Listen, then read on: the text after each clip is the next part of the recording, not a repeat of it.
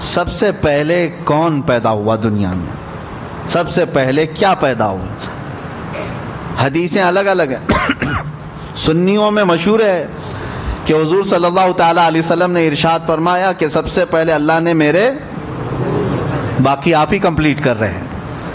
پتہ ہے، ہر سنی کو پتہ ہے کہ سب جانتے ہیں حضور نے فرمایا سب سے پہلے اللہ نے، حضور نے کیا فرمایا؟ میرے نور کو پیدا، یہ سب کو پتہ ہے، لیکن حدیث اور بھی ہے۔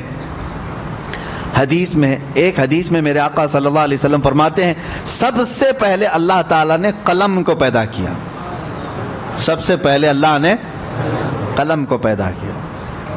اور ایک حدیث میں ہے حضور اکرم صلی اللہ تعالیٰ علیہ وسلم فرماتے ہیں سب سے پہلے اللہ تعالیٰ نے لوح محفوظ کو پیدا کیا، ساری کائنات سے پہلے۔ کسی بھی چیز کا ذکر نہیں ہے وہاں، کسی بھی نور کا ذکر نہیں۔ حضور نے فرمایا سب سے پہلے اللہ تعالیٰ نے لوح محفوظ کو پیدا کیا، تختی جس پر ساری کائنات لکھی گئی ہے، یہ لوح محفوظ کو۔ اب تطبیق دے کر کے بتاؤ، حضور پاک صلی اللہ تعالیٰ علیہ وسلم نے ایک حدیث میں فرمایا سب سے پہلے اللہ نے میرے نور کو پیدا کیا، ایک حدیث میں حضور فرما رہے ہیں سب سے پہلے اللہ نے قلم کو پیدا کیا، ایک حدیث میں فرما رہے ہیں سب سے پہلے اللہ نے لوح محفوظ کو پیدا کیا۔ آخر سب سے پہلے آیا کون؟ تو یہ فیصلہ جو ہے صرف عاشقان رسول کر سکتے ہیں۔ فنا فی الرسول، عاشق رسول اقبال لاہوری فرماتے ہیں، قلندر لاہوری، علامہ اقبال یہ کہتے ہیں اس کا فیصلہ یہ ہے یا رسول اللہ لوح بھی تو قلم بھی تو، تیرا وجود الکتاب، ساری چیزیں آپ ہیں یا رسول اللہ۔ جو حدیث میں حضور نے فرمایا لوح پہلے پیدا ہوا، قلم پہلے پیدا ہوا، کتاب پہلے پیدا ہوئی، اقبال نے کہہ دیا یہ ساری چیزیں نام الگ الگ ہیں، سب کا مراد ایک ہی ہے یا رسول اللہ لوح بھی تو قلم بھی تو، تیرا وجود الکتاب، گنبد آبگینہ رنگ تیرے محیط میں حباب۔ اور پھر ایک جگہ اقبال یہ کہتے ہیں کہ نگاہ عشق و مستی میں وہی اول وہی آخر۔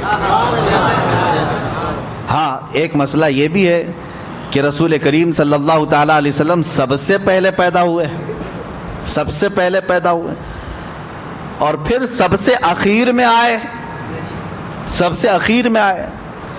اس کو بعض شارحین یوں کہتے ہیں کہ بیج زمین میں بویا جاتا ہے، زمین میں سب سے پہلی چیز کیا ہوئی؟ بیج، بیج سے پودا نکلا، پودے سے شاخیں بڑھتی گئی، درخت ہو گیا، درخت ہو جانے کے بعد ٹہنیاں، پتے، پھر اس کے بعد پھول لگے، پھول کے بعد پھل آئے، اور پھل کے بعد اندر کیا نکلا؟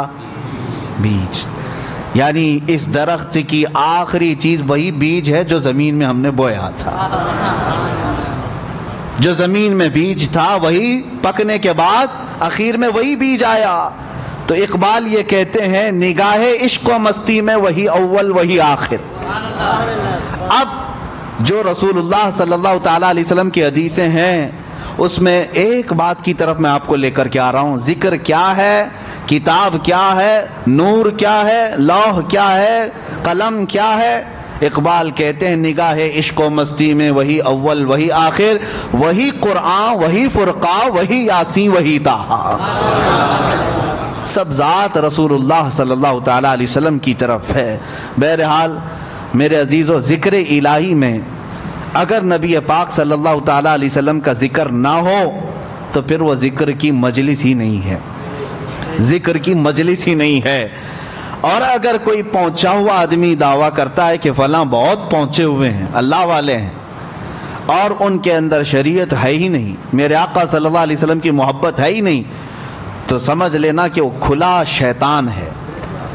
چاہے وہ تمہارے سامنے شعبدہ بازی کر کے دکھائے، جس کو تم کرامت سمجھتے ہوں گے، آسمان میں اڑ کر کے دکھائے، پانی میں چل کر کے دکھائے، اگر میرے مصطفیٰ کی محبت نہیں تو وہ شیطان ہے، وہ شیطان ہے۔ کیوں؟ اعلیٰ حضرت نے بھی فرمایا بخدا خدا کا یہی ہے در، اللہ تک پہنچنا ہے تو میرے مصطفیٰ کی ذات سے ہی جانا ہوگا، نہیں اور کوئی مفر مقر، جو وہاں سے ہو یہیں آ کے ہو، جو یہاں نہیں تو وہاں نہیں۔ حضور پاک صلی اللہ تعالیٰ علیہ وسلم کی طرف ہم سب کو چلنا ہے۔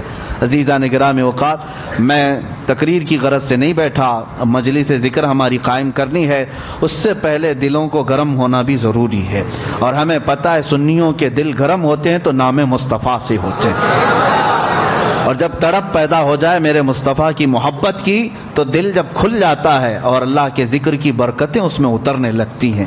جو بند دل ہیں یا زنگ آلود ہیں اس کو چھانٹنے کے لیے میرے مصطفیٰ کا ذکر کافی ہے۔ جس کے سینے میں محبت مصطفیٰ ہو وہ یاد آتے ہی اس کا دل مچلنے لگتا ہے، دل دھڑکنے لگتا ہے، اور جب دل دھڑکنے لگے تو اس گرما گرمی میں ہی اسے سب کچھ دیا جاتا ہے۔ آپ کو پتہ ہے بہت ساری چیزیں نقش کرنے کے لیے تپانا پڑتا ہے، ہاں سونے کو نقش کرنے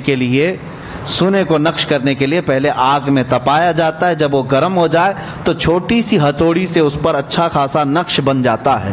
تو ہمیں پہلے اپنے دل کو تپانا ہے عشق مصطفیٰ میں، پھر ذکر الہی کی ضرب لگاؤ اس دل پر، دیکھنا پھر نقش بنتا چلا جائے گا، نقش بنتا چلا جائے گا۔ لیکن جتنے بھی اذکار ہیں، جتنے بھی ذکر آپ کریں گے بے عشق مصطفیٰ کے کچھ نہیں۔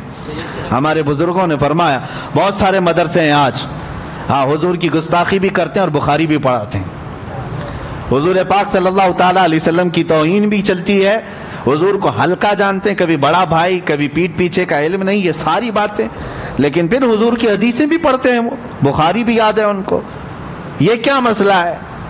تو ان کے لیے کہا گیا یہ صرف اور صرف اوپر کا مسئلہ ہے، بے عشق مصطفیٰ پڑھتے ہیں جو بخاری۔